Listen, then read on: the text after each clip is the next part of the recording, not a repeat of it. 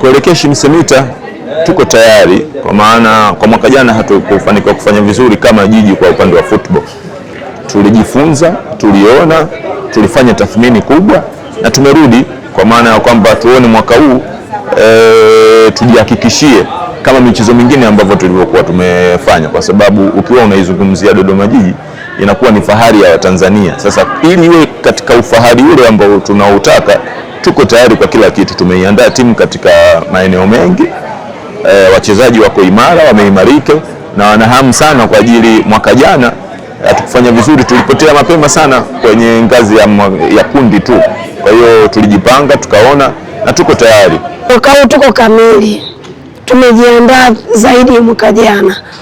Kwa hiyo tunawapa taarifa wapinzani wetu, tupo vizuri, hakuna tulipopungukiwa. Tunamwomba Mungu siku ifike tukutane viwanjani, tutafanya vizuri, na tunamwomba pia mkurugenzi wetu, sisi tunarudi na kombe letu.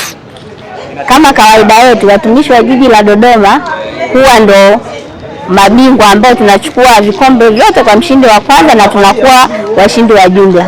Na mwaka jana tulikuwa washindi wa jumla, na mwaka huu tunategemea tena kuwa washindi wa jumla, kwa sababu tumejipanga zaidi kwenye michezo yote na tumeongeza nguvu ya vijana ambao wameajiriwa mwaka huu.